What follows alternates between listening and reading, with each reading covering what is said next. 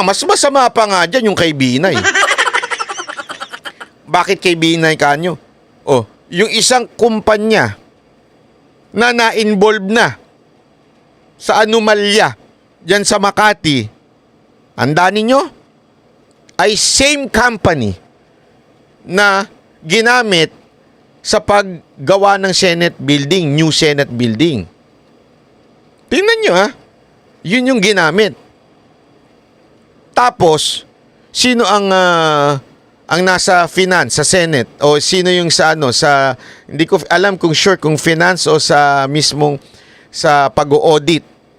Sino nandun? Si Binay. Sino yung nakasuhan doon sa Makati, nakatiwalian? Si Binay. Kung sanang may ganong relationship, medyo kaduda-duda pa. Tama, mali. Pero ito wala I mean, alayo-layo.